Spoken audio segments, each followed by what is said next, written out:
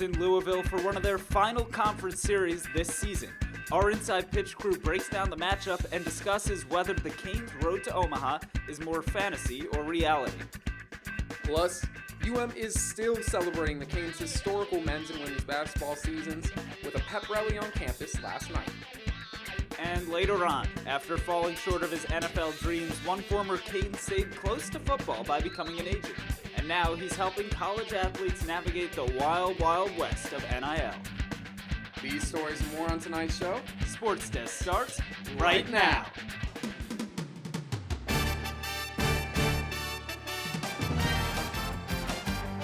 I'm Ed Reed, and you're watching Sports Desk.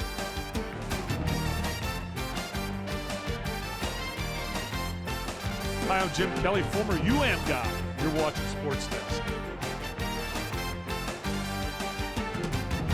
What's up? I'm DJ Williams, and y'all watching Sports Desk.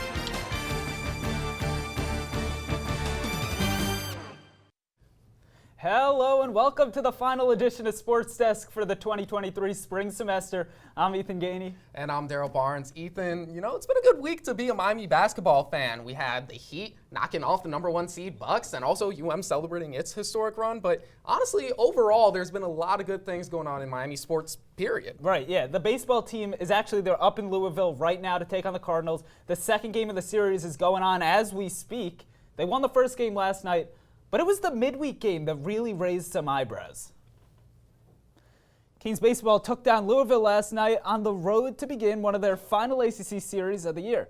But earlier this week, the Canes defeated their in-state rival FAU at Marklight Field, and it was a slugfest. Let's take a look at the highlights from Tuesday night's game. Kicking things off in the first inning, it's the first at-bat of the game, and it's CJ Kafis on a 3-2 pitch, driving this ball deep to left field and out of there. 1-0 Canes right away. And this would sort of dictate the way the rest of the game went as well. So that was Kafis' 8th home run of the season. Now we're in the 4th inning. It's Kafis at bat again. And that ball, look at that. He goes Oppo Taco again. Now it's 8-4. Miami over FAU. It's only the 4th inning, too. That was his 2nd home run of the game. Now, same inning, 4th inning again. Yo-Yo Morales hits this one out to right field. It's 10-4 Canes. Once again, still in the 4th inning. That's also Yo-Yo's 2nd home run of the night. And now, what inning are we in again? Oh, yeah, still the 4th. Blake Sear now takes this ball, drives it deep to left field. It's 12-4 Canes at that point. Now the Owls would make a push to make a comeback. They made it 12-9, but they couldn't take this one. Canes win on Tuesday night, 12-9. The ACC baseball tournament is just under a month away, and the Hurricanes sit in 2nd in the Coastal Division. Cal Friedman and Olivia Howell are live in studio to break down the rest of the season. Guys, what you got? Hello and welcome to the final edition of Inside Pitch. I'm your host, Olivia Howell, here with analyst Cal Friedman. Now, our season may be coming to an end, unfortunately, but the Canes still have lots of play to go in their season. And last night, Miami actually won in their series opener against Louisville.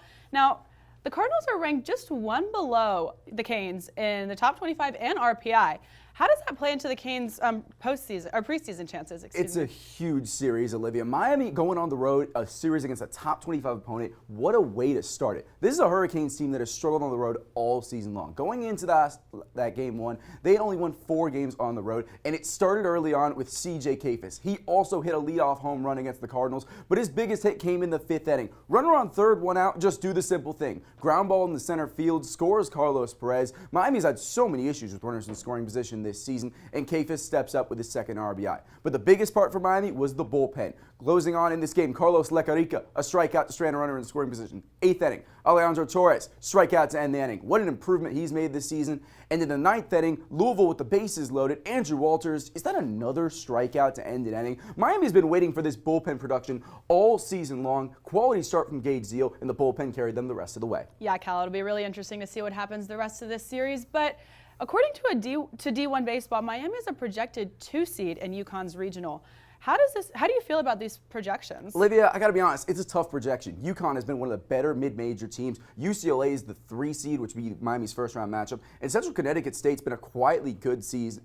team this season, I should say. But for Miami, they have to be able to win out these last couple games and be able to force a Coral Gables regional, which is what they did last year, because this Miami team thrives at playing at Alex Rodriguez Park at Marklight Field. Take a look at what this team has done at home this season. They're 22-4 at the Light. They've swept 3 teams. They've won 3 series. They haven't lost a series at the Light all season long because they're able to generate such good offense early. They can't really do that on the road. If they could find any chance to flip this back to Coral Gables and host a regional, I'm feeling pretty good about this team's chances of having a deep playoff run.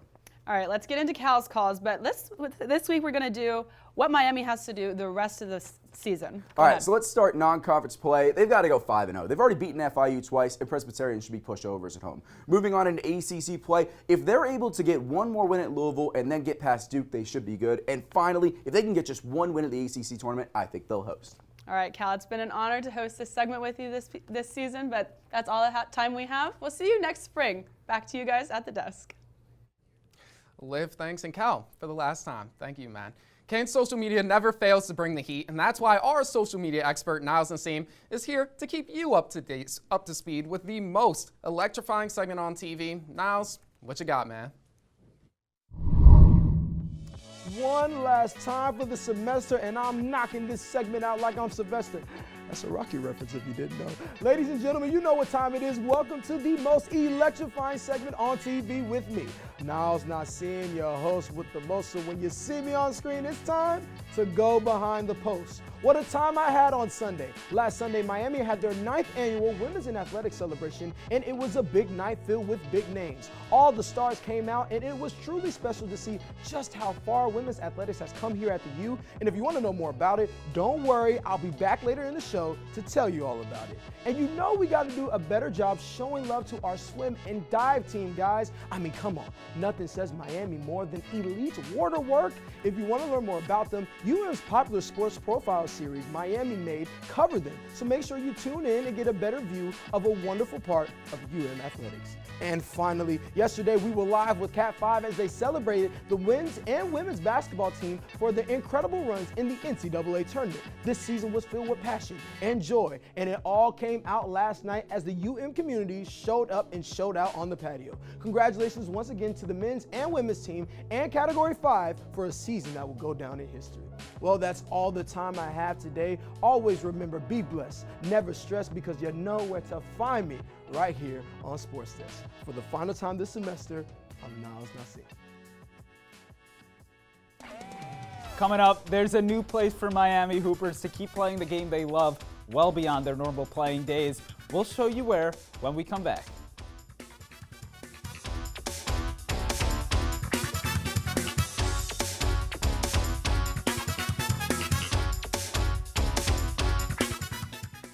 I've been at SportsDesk since I was a freshman here at Miami, and it's meant the world to me. Not just to be able to do a live show where I get to talk about sports, which is honestly one of the best things in the world, but getting to share it with so many unbelievable people and getting to have fun while doing it every single week has meant the world to me. And I wouldn't trade my Fridays at UMTV for anything else. First of all, Professor Julby and Professor Treadwell are the best of the best. They are the best professors you're going to find in the industry. They're the best people at any communications school across the country, and honestly, I would just say embrace their knowledge and take what they say seriously. Here at UMTV, I've met some of my best friends that I'll have for the rest of my life. All right, well, UMTV, I mean, they've given me just an invaluable, like, you know, the most valuable opportunity of my life, probably just being able to work in all facets of TV, broadcasting, live TV. They really prepare you for every facet there is, and they really prepare me for that next step in life, and I'm just eternally grateful for the opportunities they've given me.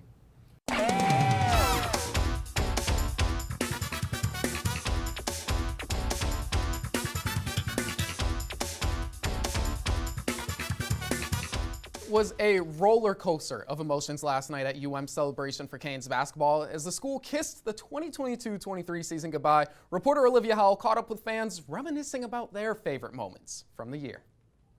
What's up, Canes fans? I'm here on the Lakeside patio where we're about to celebrate the most memorable season in Canes basketball history. It's going to be a fun night, so what are we waiting for? Let's go! Canes fans from young to old came to celebrate the historic season of both men's and women's basketball Thursday night. The energy was electric with the band, cheerleaders, and dance team leading the hype. Everyone was ready to hear from their favorite members of Canes Hoops. Forever, Kane. These guys will make you proud next year. Go Canes. I love you guys. As Jordan Miller looked back at his time at the U, Canes fans also heard from coaches Jim Larinaga and Katie Meyer before reminiscing on their favorite memories from this momentous season. We went to the men's buses every time they would come back. We made matching cowboy hats with Nigel Pack, Jordan, and Norchad's face on them. It definitely has to be our game against Florida State, our women's basketball game against Florida State. Everybody in attendance was loud and proud as possible. They were screaming, yelling. I didn't even have a voice at the end of the game. And I remember Katie Meyer coming up to us after, doing her little dance and everything, showing us what it meant to be a Cane. While students celebrated this year's success, they are also looking forward to seeing the Canes thrive in the near future. I hope they go back, maybe make it even a little bit further, but I just hope that they also continue to work hard and enjoy each other and enjoy the process of playing and having the fans surround them. Reporting for UMTV, I'm Olivia Howell. We're just about a month removed from March Madness, and already there have been some major shakeups for both the men's and women's basketball teams. Our Hurricane Hangtime crew has all the details. Thanks, Ethan, and welcome everybody to Hurricane Hangtime. I'm your host, Wrigley Court, joined by Manny Nacarado and Gavin Bicho. Let's talk hoops. Starting off on the men's side of things, where two more players, Norchad O'Meara and Nigel Pack, have declared for the NBA draft. Manny, how does this affect the Canes?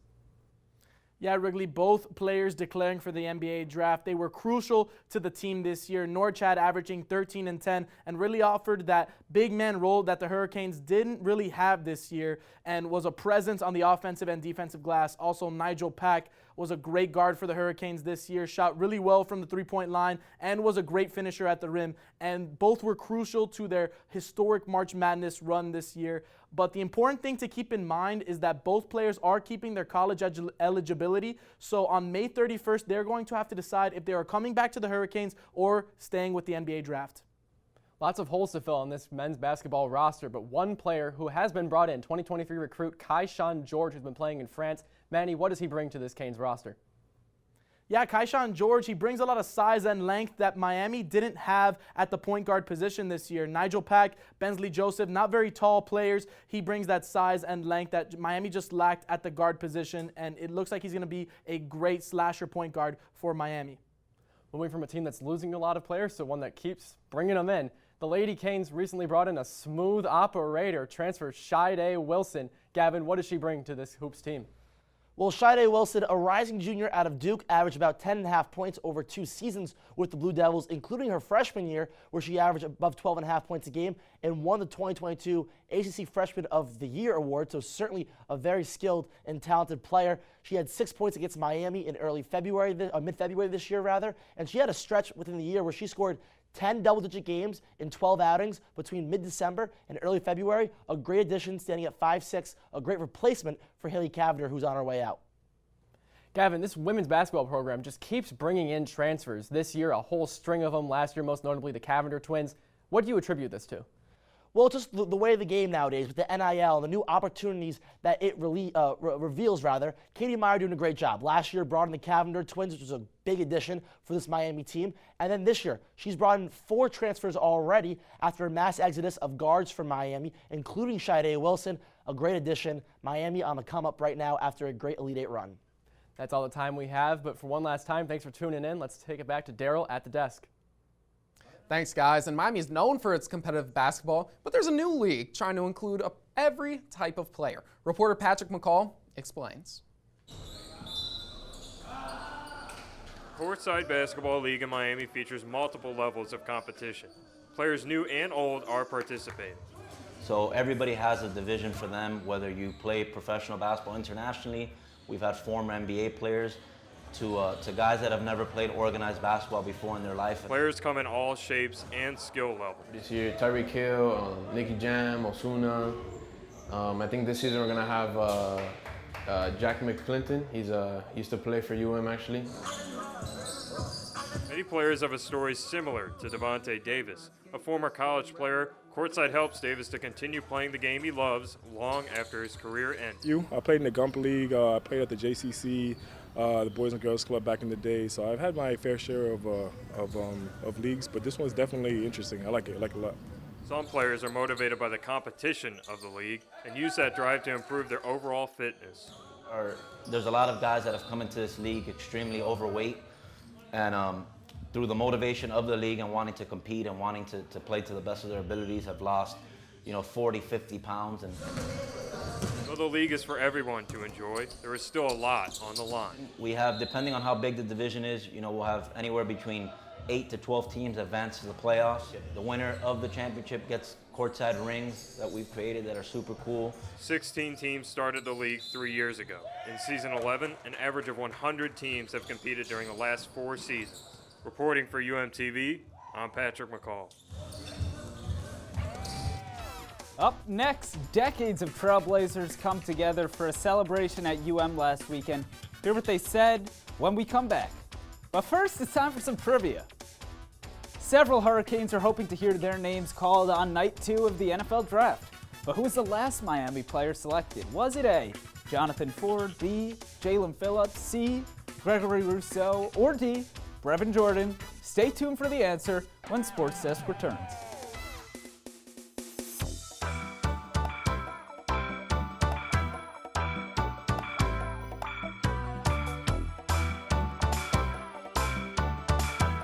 I want to thank all members of both crews, Pulse and Sports Desk.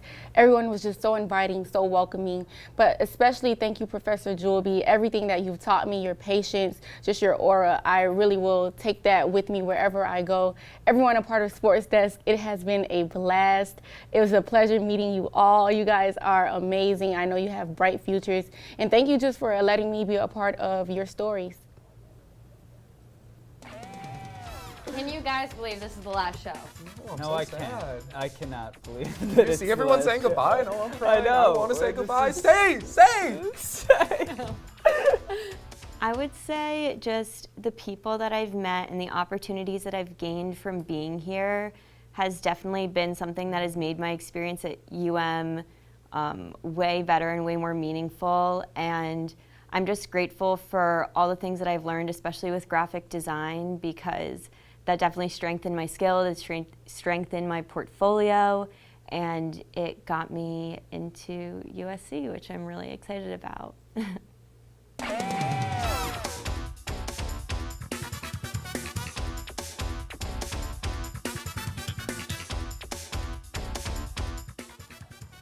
Welcome back. If you guessed A, you're correct. Ford was selected by the Green Bay Packers in the 7th round last year, while Jalen Phillips and Greg Rousseau were first-round picks. That was in 2021. And from award winners to championship hopefuls, Michael Muella and Taryn Jacobs are here to break it all down for you on the final edition of the O Sports Roundup this season. Guys. Hey guys, welcome to the 11th and final edition of the O Sports Roundup for the spring 2023 season. I'm Michael Muella. And I'm Taryn Jacobs. Mike, I hear you have some awards going out on the campus this week. Yeah, Taryn, we do actually. At the 9th annual celebration of women's athletics, track and field took home 3 awards. It was Daphne Lavastis, Mariah Oliveira, and Hannah Hall for track and field taking home the awards. Congratulations to them. They look to continue their successful seasons this coming weekend at the UNF Invitationals before taking on the ACC Championships in May. Now for Canes rowing, they finished 8th as a team at the Lake Willard Invite last week to close out their regular season. They will also be looking to take on ACC Championships in May. And shout out to our very own JC Hint for swim and dive for taking home the Arthur Ashe Jr. Sports Scholar Award. Huge congrats to JC. She's done a great job on IGTV this semester. But Taryn, I heard that tennis is also looking to pick up a little bit of dancing momentum. Yeah, Mike. Well, the men's and women's tennis teams did lose in the ACC Championship quarterfinals last weekend against Virginia, but that is not the end of the road for them. The women's team is currently sitting at number 14, meaning that they will qualify for the NCAA Team Championships, which will be held here in Coral Gables next weekend for the first 2 rounds. And the men's team, the fate of their season will be decided on Selection Monday if they will make the team championship. And even though the golf season is over, sophomore Sarah Byrne has qualified for the NCAA Regionals after her top 25 performance in the ACC Championship. Good luck to all of these teams and to Sarah Byrne. Well, Taryn, it was a pleasure being your co-host this semester, but that's going to do it for us. Let's send it back to the desk. Well, we're exactly 2 weeks away from the ACC Rowing Championship in Raleigh, North Carolina. And with anticipation rising, Brandy Troop chose to have some fun with sophomore rower Emma Chatter in this week's edition of Athlete of the Week. Hello everyone, welcome to this week's edition of Athlete of the Week. I am your host, Brandy Troop, and today I am joined by Hurricanes rower Emma Chatter. Emma, how are you? Good, how are you? Emma, I'm gonna be honest, I'm a bit sad. Today is the last episode of the semester for Athlete of the Week, girlie. That is insane, but I'm honored to be here with you. Oh, I am honored to have you. We're gonna play a game called In the Flow. Gonna see just how well you are up on your rowing game, entertainment, pop culture, and see how well you're in the flow of things. Gonna give you 40 seconds. Sound good? I'm ready. Let's do it. The first part of the boat to cross the finish line is called the bow. Yes. She is known as Queen Bee, has 28 Grammys, the most Grammys of a female artist. Beyonce. Yes. This is used to move the boat forward. Or. Yes. This singer is currently on a tour called the Eras Tour. Taylor Swift. Yes. In rowing, the boat is also called Shell. This social media platform just took away all the blue checks unless users buy a subscription. Twitter. Yes. You put this makeup on top of your foundation. Concealer. Yes. You use this hair tool to style your hair in a pattern. It's a heated instrument and this tool has a clamp. Curling iron. Yes. Okay, one more. This is a very popular electric vehicle. Some of its models are Model S, Model X, and Model Y. Tesla? Yes! Good job. Thank Were you. any of those hard? Not gonna lie, I'm not like big into the cars, so I was like, you know what, the only electronic car I know is Tesla, so I rolled with it. Good call, good call. Girlie, you guys are preparing for an ACCs. How is that going? Intense, especially trying to manage the training with finals, but we're just trying to train as hard as we can to get as fast as we can before we head off. Well, we wish you well, and thank you so much for being here today. It's the last episode of Athlete of the Week of the semester. She's Emma Chatter. I'm Brandy Troop. And between Elite Eight performances, top-ranked tennis stars, and record-setting races, it's been a huge year for female athletes at the U. On Sunday, some of the biggest trailblazers came to campus for a celebration of women's athletics, and reporter Naz Nassim was there to capture it all. Yep. It was a night to remember.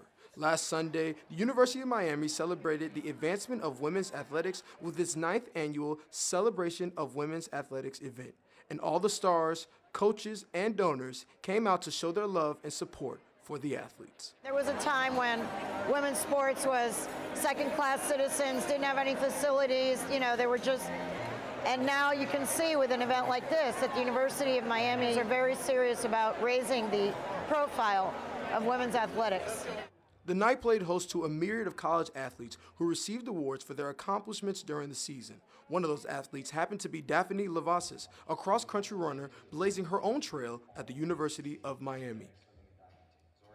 It feels absolutely amazing. I am honored to be among so many amazing people. I am very excited to be part of the people making history for the cross-country team at the University of Miami, and I am here to build a legacy. Lavassis is trying to carry on the legacy and pave the way like the women's athletes did before her. As a former basketball player here, watching that run in March, those women were representing all of us. They were touching grounds that we had never touched. You kind of grasp that you may only be here for 4 or 5 years, but it's about the legacy. It's great to just see that continue. Attendees say that while events like this make them proud to see how far women's athletics has come, there is still a long way they have to go. It's great that we're celebrating today, but we still have a very long way to go, especially in the way of money. The thing is, it's really money. It's just support, TV contracts, TV ratings, those kind of things. The more they grow, the more opportunities there will be for women. With UMTV, I'm Naz Nassim. Still ahead, on the brink of pulling off the biggest upset of the NBA playoffs, the Miami Heat knew whose number to call. But did Jimmy Buckets have the biggest play of his career? We'll give you the chance to decide when we come back. So, My favorite part about SportsDesk is this was actually the show that got me into UMTV to begin with. Being the technical director of the show really helped build my confidence, really helped me see that I can work in a fast-paced environment, especially when it comes to live shows, and being able to work with such an amazing cast and crew, so many great personalities, and even being able to be mentored by Joel on the Switcher board has been such an amazing time for me. My biggest advice is to just take UMTV for what it is. It's fun, and you meet a lot of really amazing people here. You make a lot of really great friends, and you learn a lot. So take in everything that you can get and give it your all, and it will give that right back to you. I really think that my college experience changed a lot when I joined UMTV, and it changed for the better. Go grab your controllers. The first spot in South Florida for gamers to play their favorite games with their friends is now open. The ribbon-cutting ceremony for Rock Esports was a moment 5 years in the making. And inside its new Palmetto Bay gaming spot, people of all ages enjoyed the new town attraction. Co-founder Cody Diericks says the place has big plans for its future. Hard work, the blood, sweat, and tears, it finally paid off bringing everyone here. And you know, this is just the beginning. We have a lot of work to do. What we like to say is we finally made it to the starting line.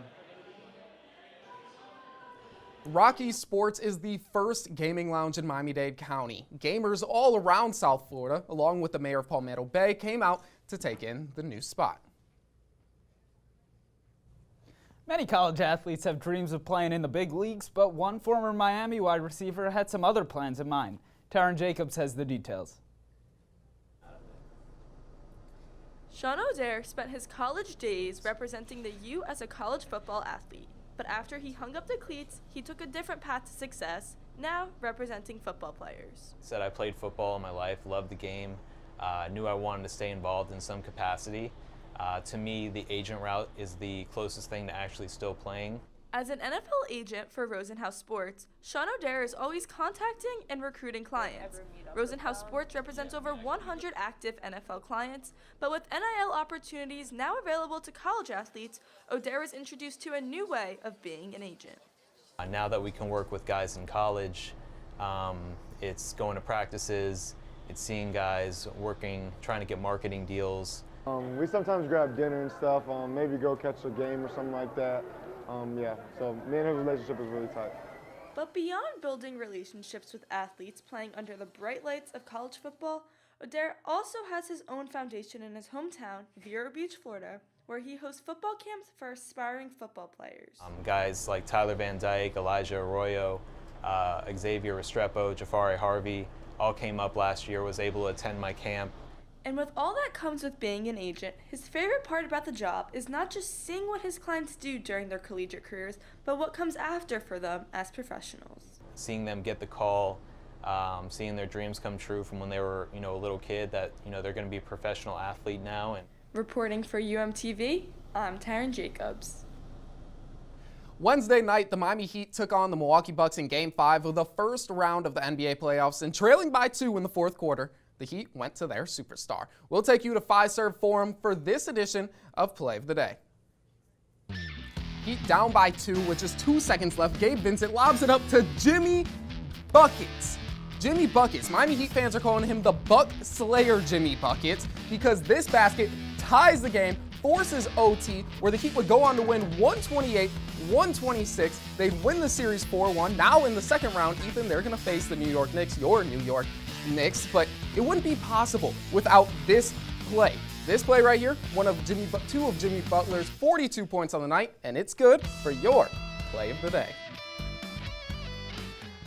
Yeah, that's good. That's going to be a competitive series between the Knicks and the Heat. It's going to be fun, but when Jimmy Butler's out there looking like MJ, that's always tough to play against. Looking like MJ. Okay, but I don't care about that. Because you know what I do care about? It is senior night here at SportsDesk. That's right. All the seniors. I just want to say thank you guys so much for all the time that you've spent here along with us. We've had a pleasure learning from you, also working along with you guys. I mean, just want to take a second, call all you guys out. Yeah. I mean, Cal, Embrick, Brandy, Gabby, Anna, Kendall, and Justin. Thank you all. We got a chance to see all your bumpers just now, and truly, we love the work that you guys have put in, and we loved having you around, and we wish you all the best in all your future endeavors. Yeah, and so that's all the time we have for this week and this semester. Thank you guys so much for tuning into SportsDesk all season long. Yeah, we'll be back next semester, same time, same place, for another season of SportsDesk. Good luck to you all on your finals. And have an amazing summer.